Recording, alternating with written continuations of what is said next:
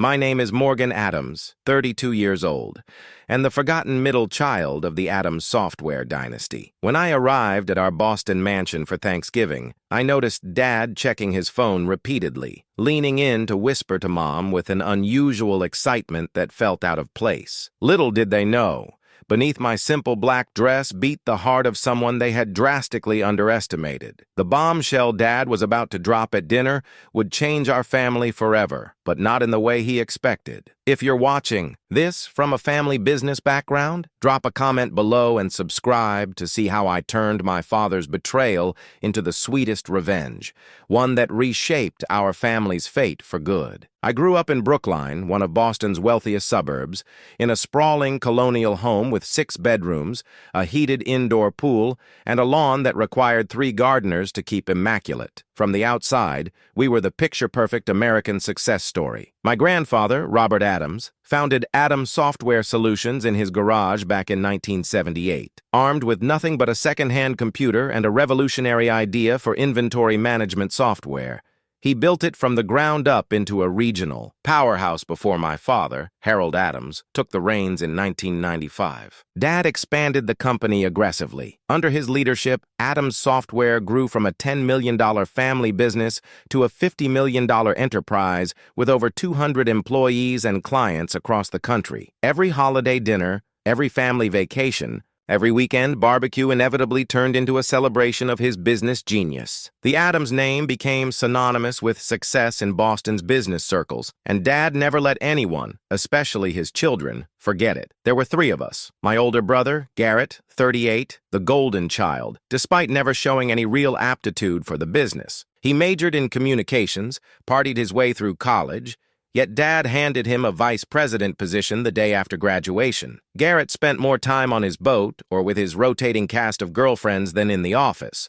But somehow, Dad remained convinced he was the natural heir to the Adams throne. Then there was me, Morgan, perpetually stuck in the middle at 32. Unlike my siblings, I inherited my grandfather's passion for technology. I taught myself coding at 12.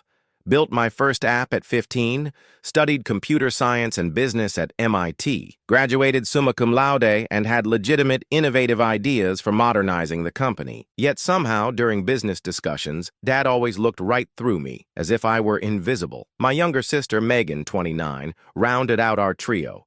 She leveraged our family name to become a lifestyle influencer with hundreds of thousands of followers who loved her perfectly curated glimpses into old money New England living. She had zero interest in software or business operations, but never missed an opportunity to post about being an Adams software heir while contributing nothing to the company's success. Mom, Diane, came from old Boston money and approached family conflict the way all proper Beacon Hill wives did, by ignoring it completely and pouring another glass of Chardonnay. She played the peacekeeper, but ultimately enabled Dad's worst behaviors, especially his dismissal of my business acumen. "Harold, maybe you should listen to Morgan's idea," she would occasionally suggest at dinner, only to back down immediately when Dad shot her that sharp, dismissive look. "Diane, please, this is actual business we're discussing," he'd say, then turn back to Garrett to continue their conversation about golf, yacht clubs, or whatever non-business topic they were really on. Family gatherings always revolved around business talk that somehow excluded me. Dad and Garrett would dominate conversations with industry jargon and inside jokes, while I sat silently, despite understanding the technology and market better than either of them. If I tried to contribute, Dad would smile condescendingly and say something like, "That's sweet, Morgan," but leave the business discussions to the people who understand the real world. The breaking point came when I was 22. Fresh out of MIT with honors, I had developed a cloud-based integration solution that could have revolutionized our product line years before competitors entered that space. I spent months preparing a comprehensive business plan, market analysis, and technical specifications. Dad finally agreed to let me pitch during a board meeting, supposedly as a professional courtesy. I still remember walking into that mahogany-paneled boardroom, laptop and presentation materials in hand, my heart pounding with a mix of nervousness and excitement. The board members, all men in their 50s and 60s who had been Dad's friends for decades, watched with polite but distant expressions as I connected my laptop to the projector. 10 minutes into my presentation, Dad checked his watch, sighed loudly, and raised his hand to stop me mid-sentence. "I think we've seen enough," he said, a tight smile that didn't reach his eyes. "Morgan, sweetheart, this is all very creative but completely impractical for a serious enterprise like ours. Our clients want stability, not experimental technologies." He turned to the board members with an apologetic shrug. "My daughter just graduated college and is full of these academic ideas. Now, shall we move on to actual business matters?" Humiliation burned through me as I packed up my materials, while they chuckled and moved on, as if I had never been there. That night, I made a decision that would change everything. I would leave Boston and the family business behind. I would build something of my own, something so successful that even my father couldn't dismiss it. I moved to San Francisco with $5,000 in savings and nothing else. My parents assumed it was just a phase, a tantrum. They indulged me with patronizing amusement. "She'll be back when she runs out of money," I overheard Dad telling Mom during one of our increasingly rare calls. Those early years were brutal. My tiny studio apartment in a questionable neighborhood ate up nearly my entire monthly budget. I survived on ramen noodles and coffee, working 80-hour weeks, first at entry-level coding jobs, then as a freelance developer. Every dollar I could save went into building my own company. I created Everest Holdings under the pseudonym Emmy Stone. The initials stood for Morgan Elizabeth, but nobody knew that. I wanted my success, or failure, to be completely disconnected from the Adams name. I started small, developing custom enterprise solutions for startups and reinvesting every profit. By year 3, I had 10 employees and a real office in Soma. The breakthrough came when I developed a proprietary integration platform that allowed legacy systems to communicate seamlessly with modern cloud services. Ironically, similar to what I had pitched to my father years earlier. Venture capital firms came calling, but I maintained majority ownership, determined to control my own destiny. Over the next 7 years, I strategically acquired smaller tech companies that complemented our services. Everest Holdings grew to a $200 million valuation, with offices in 3 cities. Throughout it all, I kept my pseudonym in all business dealings. In the tech world, Emmy Stone was known as a brilliant, reclusive founder who rarely gave interviews or appeared at industry events. When I absolutely had to make public appearances, I used subtle changes to my appearance and let my COO do most of the talking. My family remained completely unaware of my success. During holiday calls and occasional visits, I kept conversations vague, describing my work as doing okay or still figuring things out. Dad never pressed for details. He had already written off my career as inconsequential. This suited me perfectly as I built Everest into something that would one day shock them all. What they didn't know was that for the past year, I had been strategically acquiring shares in companies that were key suppliers and clients of Adams Software. I studied their quarterly reports, identified their weaknesses, and positioned Everest as the perfect buyer to take Adams Software to the next level. 6 months ago, I had my CFO send an anonymous acquisition offer through a third party, which my father predictably rejected without proper consideration. Now, 10 years. After being humiliated in that boardroom, I was returning home for Thanksgiving with a plan that would change everything. Adams Software was struggling with outdated technology and losing market share. My father didn't know it yet, but I was about to become his worst nightmare and his only salvation. The week before Thanksgiving, I was in my corner office, overlooking San Francisco Bay, finalizing the paperwork for what would be the most important deal of my life. My assistant knocked and entered with my travel itinerary. "Your private jet is confirmed for Tuesday at 11 a.m., she said, placing the folder on my desk. "Are you sure you don't want to bring your executive team to Boston for the signing?" I shook my head. "This is personal. I need to handle it alone." After she left, my phone rang. It was Isabella, my best friend. We'd shared a wall in adjacent studio apartments during those early, struggling days. "Are you really going through with this family Thanksgiving charade?" she asked. No preamble. "After everything they did, after 2 years of barely speaking to them?" I sighed, spinning in my chair to face the window. "I have to be there in person when it happens, Izzy. I need to see his face." "I remember the last Christmas disaster," she said carefully. "Your dad announced Garrett's promotion to executive vice president while you sat there with Your unacknowledged Series B funding round. You came back to California and didn't speak to them for months. The memory stung. Dad had raised a toast to the future of Adams Software while looking directly at my brother, who had been too hungover to contribute anything meaningful to the strategy meeting earlier that day. This time will be different, I promised. Everything changes this Thanksgiving. I spent the evening packing, deliberately choosing my wardrobe to make a statement.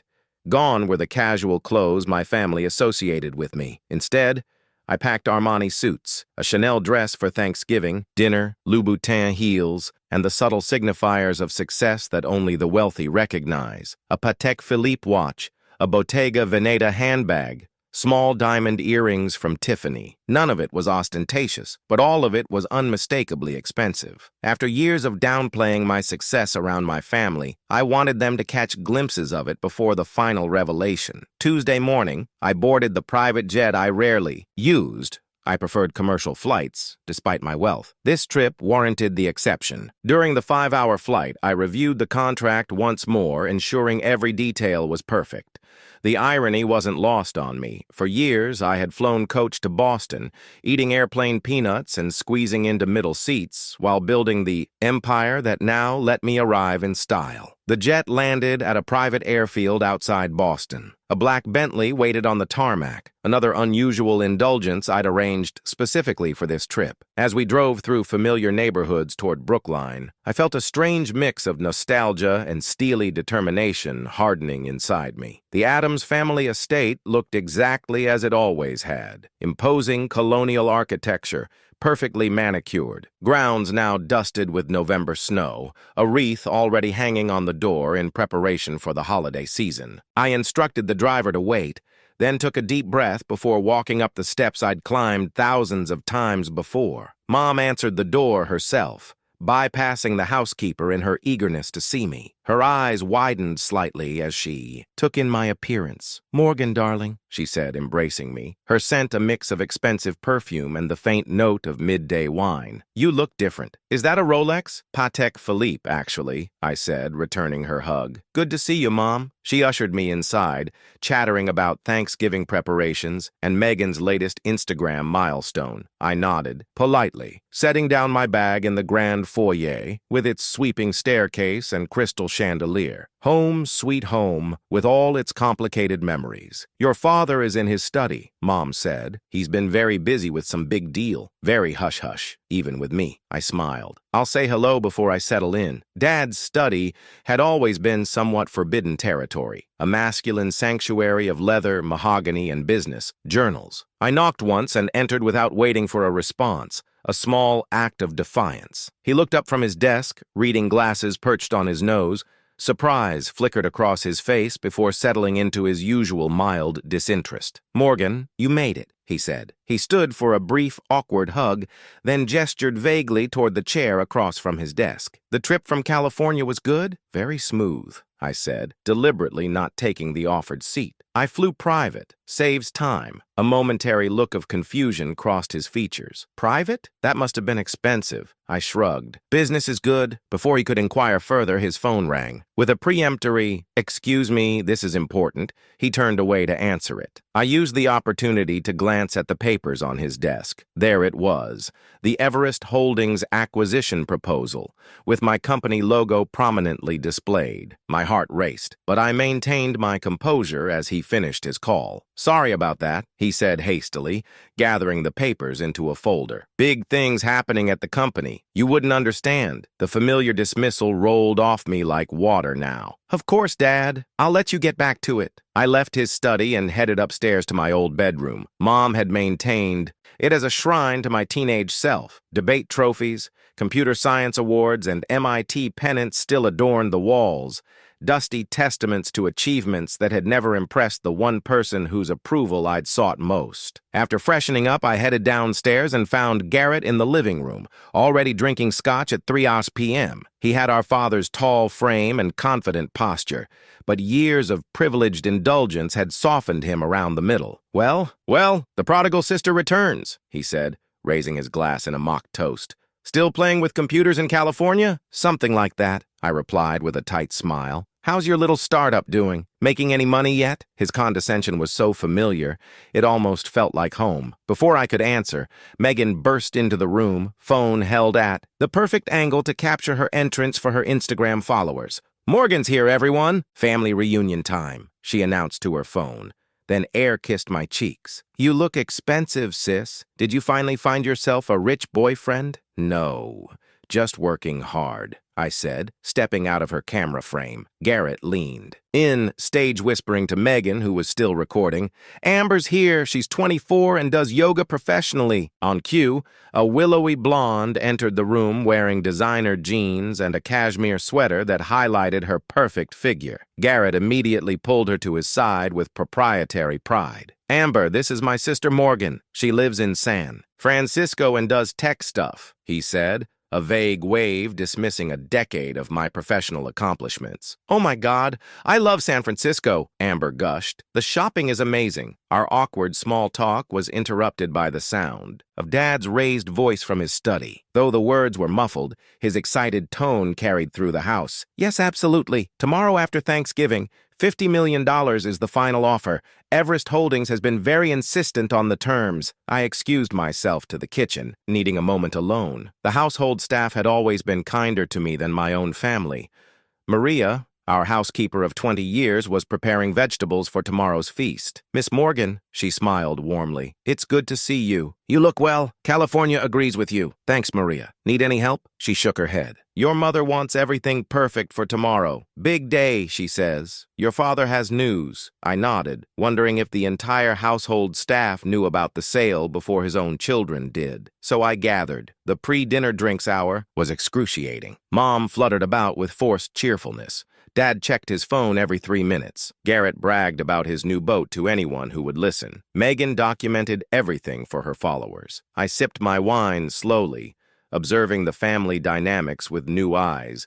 No longer the hurt daughter seeking validation, but a successful businesswoman about to change the game entirely. "Dinner is ready," Mom finally announced, ushering us toward the formal dining room where the family had gathered for holiday meals for 3 generations. I took a deep breath and followed them, knowing that by the time dessert was served, nothing would ever be the same. The Addams family Thanksgiving dinner had always been a formal affair. The massive mahogany dining table gleamed under the crystal chandelier, set with Wedgwood china that only emerged for special occasions. Sterling silver candelabras held ivory tapered candles, casting a warm glow over the autumnal centerpiece of pumpkins, gourds, and fall foliage. Mom had undoubtedly commissioned it from Boston's most expensive florist.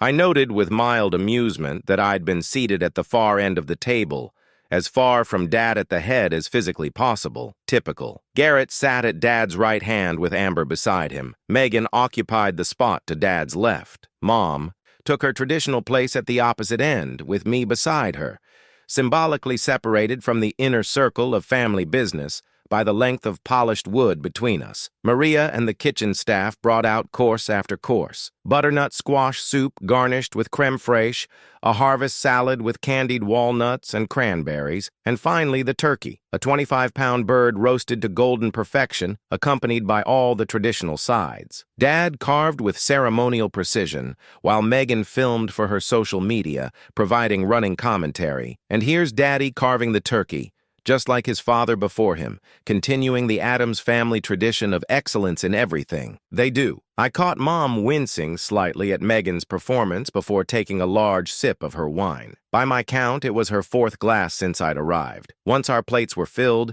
Dad raised his glass for the traditional Addams family gratitude ritual, another performance where we each shared what we were thankful for that year. It had once been meaningful, but now it had devolved into a competitive status report. Garrett went first, as the eldest always did. "I'm thankful for another record-breaking quarter at Addams Software," he began, though I knew from my research that the company had actually lost market share for the 3rd consecutive quarter.